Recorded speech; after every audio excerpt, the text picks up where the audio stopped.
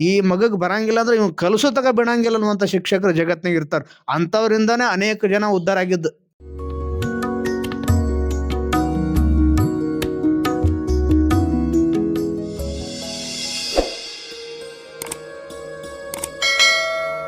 a+b² = a² + b² = 2ab.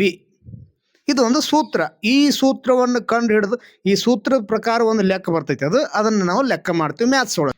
ಹಿಂಗೆ ಆ ಸೂತ್ರ ಕಲಿಸ್ಬೇಕಂತ ಒಬ್ಬ ಗಣಿತ ಸರ್ ಭಾಳ ದಿನದಿಂದ ಪ್ರಯತ್ನ ಮಾಡ್ತಿದ್ರು. ಒಂದು ಕ್ಲಾಸ್ನಾಗ ನೀವು ಒಂದು 50 ಜನ ಇದ್ರಲ್ಲ, ಹಿಂಗೆ ನೀವು ಅವರು ಒಂದು 50 ಜನ ಇದ್ರು. ಅದರಾಗ ಒಬ್ಬ ಗುಂಡ ನಾವು ಇದ್ದ, ಅವ ಗುಂಡ ಇದ್ದ. ಎಲ್ಲ ಹುಡುಗರು ಹೇಳಿದ್ರು, ಸೂತ್ರ ಹೇಳಿದ್ರು. ಸೂತ್ರ ಕೇಳಿದ ಭಾಳ ಎಲ್ಲ ಹುಡುಗರು ಆ ಸೂತ್ರ ಕೇಳಿ ಕೆಲವೊಬ್ರು ಭಯಪಟ್ಟು ಹಾಕಿರು. ಯಾರನ್ನೋ ಒಬ್ರು ಎದುರು ಎಬಿಸಿ ನಿಂದಿಸಿ ಕೇಳಿಸಿದ್ರೆ ಹೇಳ್ಬಿಡ್ತಾರೆ, ಪಟ ಪಟ ಹೇಳ್ತಾರೆ. a+b² = a² + b² = 2ab ಅಂತ ಎಲ್ಲ ಹೇಳ್ಬಿಡ್ತದೆ. ಈ ಗುಂಡಿಗೆ ಇಷ್ಟು ಕಷ್ಟ ಆದಲ್ಲ, ಏನು ಗಜಮ್ ನಿತ್ರು ಬರಲಿಲ್ಲ ಅವಾಗ, ಆ ಸೂತ್ರನೂ ಬರಲಿಲ್ಲ. ಮತ್ತು ಸೂತ್ರ ಬರಲಿಲ್ಲ ಅಂದ್ರೆ ಅದನ್ನ ಲೆಕ್ಕ ಬಿಡ್ಸಕ್ಕೆ ಸಾಧ್ಯನೇ ಇಲ್ಲ. ಸರ್ಗೆ ಹಿಂಗೆ ಪ್ರಸಂಗ ಬತ್ತಲ್ಲ, ಸರ್ಗಳು ಒಬ್ಬೊಬ್ಬರು ಇರ್ತಾರಲ್ಲ, ಅವರು ಕೈ ತೊಳ್ಕೊಂಡ ಬೆನ್ನತ್ತಿರ್ತಾರೆ. ಈ ಮಗಗೆ ಬರಂಗಿಲ್ಲ ಅಂದ್ರೆ ಇವ್ ಕಲಸೋ ತಗ ಬಿಡಂಗಿಲ್ಲ ಅನ್ನುವಂಥ ಶಿಕ್ಷಕರು ಜಗತ್ನಾಗ ಇರ್ತಾರೆ. ಅಂಥವ್ರಿಂದಾನೇ ಅನೇಕ ಜನ ಉದ್ಧಾರ ಆಗಿದ್ದು. ಆ ಗುಂಡು ಕಲಿಸಬೇಕಂತೇಳಿ ಇಂಥ ಒಬ್ರು ಶಿಕ್ಷಕರು ಗಂಟು ಬಿದ್ದರು. ಎಲ್ಲ ಹುಡುಗರಿಗೆ ಬಂತು, ಆದರೆ ಇವ್ ಒಬ್ಬಗೆ ಬರಲಿಲ್ಲ. ಸರಿ ಭಾಳ ಪ್ರಯತ್ನ ಮಾಡತ್ತೇನ್ರಿ, ನನಗೆ ಬರವತ್ತು ಹೆಂಗೆ ಮಾಡೋದು?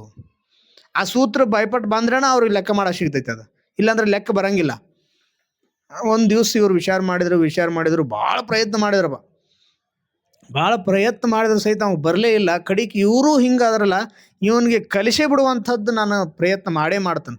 ಎಲ್ಲರಿಗೂ ಶಿಕ್ಷಕರು ಹೆಂಥವ್ರು ಇರ್ತಾರಂದ್ರೆ, ಶಿಕ್ಷಕರು ಹೇಳಿದ್ದನ್ನು ವಿದ್ಯಾರ್ಥಿಗಳು ಕಲಿತು ಹೋಗಿಬಿಟ್ರೆ ಅವರು ಉತ್ತಮ ಶಿಕ್ಷಕರಾಗಂಗಿಲ್ಲ.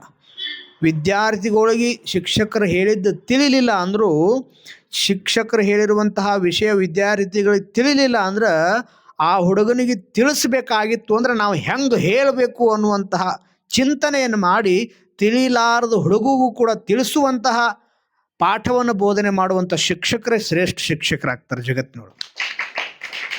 ಅದಕ್ಕೆ ಇವರು ಒಬ್ರು ಹಿಂಗೆ ಗಂಟು ಬಿದ್ರಲ್ಲ, ಆ ಗುಂಡಿಗೆ ಬಿಡಬಾರ್ದು ಅಂದ್ರೆ ಒಂದು ದಿವ್ಸ ಕರೆದ್ರು. ಹೇಳೋ ಸೂತ್ರ a² + cb ಏನೋ ಹಿಂಗೆ ಅಂದವ, ಬಾಯಾಗ ಬರಲಿಲ್ಲ. ಅದಕ್ಕೆ ವಿಚಾರ ಮಾಡಿ ಇವ್ರು ಬಾರೋ ಏನು, ಯೋಜಕ ತತ್ರ ದುರ್ಲಭ ಅಂಥೇಳಿ ಸಂಸ್ಕೃತದಾಗ ಒಂದು ಮಾತು ಬರ್ತದೆ. ಯೋಜಕ ತತ್ರ ದುರ್ಲಭ. ಯಾವ ಜಾಗದೊಳಗೆ ಏನನ್ನು ತುಂಬಬೇಕನ್ನುವಂಥ ಕೆಪಾಸಿಟಿ ಯಾರಿಗಿರ್ತೈತೆ ಅವರು ಒಳ್ಳೆ ಉತ್ತಮ ಶಿಕ್ಷಕರಾಗ್ತಾರೆ. ಅದಕ್ಕೆ ಇವನು ತಲೆಯಾಗ ಆ ಒಂದು ಸೂತ್ರ ಕಲಿಸೇ ಬಿಡಬೇಕನ್ನುವಂಥ ಹಠಕ್ಕೆ ಬಿದ್ದುವಂಥ ಶಿಕ್ಷಕರು ಏನು ಮಾಡ್ತಾರೆ ಅಂದ್ರೆ, ಅವನು ಕರೆಸಿ ಬಾರ ಗುಂಡ ತೀರ ಅವ್ನು ಕರೆದು ಹೆಗಲ ಮೇಲೆ ಕೈ ಹಾಕಿ, ಇವತ್ತು ಏನು ನಾಷ್ಟ ಮಾಡಿದೀಪ ಅಂದರು. ಅವ ಹರ್ಯಾಗ ಅವರವ ಇಡ್ಲಿ ಮಾಡಿದ್ಲು, ಫಸ್ಟ್ ಕ್ಲಾಸ್ ಇಡ್ಲಿ ಹೊಡೆದು ಬಂದಿದ್ದ. ಇಂಥ ನಕ್ಕೋ ತೆಗೆದು ಇಡ್ಲಿ ತಿಂದೇನ್ರಿ ಅಂದವ. ಹೌದಾ, ನಿನಗೆ ಅದು ಒಟ್ಟು ಸೂತ್ರ ಬರವತ್ತಿಲ್ಲ ಅಂದನು. ಬರವತ್ರಿ, ಭಾಳ ಪ್ರಯತ್ನ ಮಾಡಿರಿ, ನಶಿಕಿನ 4 ಗಂಟೆ ಇದು 100 ಸಾರಿ ಓದಿನ್ರಿ, ಆದ್ರೆ ಆ ಸೂತ್ರ ಅದು ನನಗೆ ಬರವತ್ರಿ ಸೂತ್ರ, ನಿನಗೆ ಇವತ್ತು ಕಲಿಸ್ತೀವಿ ಅಂತಂದ್ರಿ ಇವರು. ಹೆಂಗೆ ಕಲಿಸ್ರಿ, ನಾವು ಭಾಳ ಅದ ಬೇಕಾಗಿತ್ತು ನನಗೂ. ಕಲಿಸುವಂತಹ ಕೆಪಾಸಿಟಿ ನೋಡ್ರಿ. ನೀವೆಲ್ಲರೂ ಒಬ್ಬರ ಮುಂದೆ ಏನೋ ಶಿಕ್ಷಕರಾಗ್ಬೋದು, ಇಂಜಿನಿಯರ್ ಆಗ್ಬೋದು, ಡಾಕ್ಟರ್ ಆಗ್ಬೋದು, ಯಾವುದೇ ವೃತ್ತಿಯೊಳಗೆ ಹೋದರೂ ನಿಮ್ಮಿಂದ ಕಲಿಯುವಂಥವ್ರು ಒಬ್ಬರು ನಿಮಗೆ ಸಿಗ್ತಾರೆ. ನೀವು ಇನ್ನೊಬ್ರಿಗೆ ಕಲಿಸುವಂಗೆ ಆಗೇ ಆಗ್ತೀರಿ ಒಂದು ದಿನ. ಆದ್ರೆ ಕಲಿಸುವಂಥವ್ರು ಆಗಬೇಕಾಗಿತ್ತು ಅಂದ್ರೆ ಯಾವ ರೀತಿ ಕಲಿಸ್ಬೇಕು ಅನ್ನೋದನ್ನು ಕಲಿಬೇಕಾಗಿತ್ತು. ಇಂಥ ಶಿಕ್ಷಕರಿದ್ರಲ್ಲ, ಅವನು ಕರೆದ್ರು, ಏನು ನಾಷ್ಟ ಮಾಡಿಯಪ್ಪ? ಇಡ್ಲಿ ಮಾಡೇನ್ರಿ. ಹೌದಾ, ಇಡ್ಲಿ. ಆಮೇಲೆ ಇಡ್ಲಿ ಒಂದ ತಿಂದೇನು ನೀನು ಅಂದ್ರು. ಇಲ್ರಿ, ಚಟ್ನಿ ಮಾಡಿರಿ, ಕೊಬ್ಬರಿ ಚಟ್ನಿ ಭಾಳ ಚಲೋ ಆಗಿತ್ತು ರೀ, ಅದನ್ನೂ ಒಂದು ತಿಂದೀನಿ ರೀ. ಅದ್ರಾಗ ಹಿಂಗೆ ಚಟ್ನಿ ಹಚ್ಕೊಂಡು ನಾ ಇಡ್ಲಿ ತಿನ್ರಿ. ಅಂದ್ರು.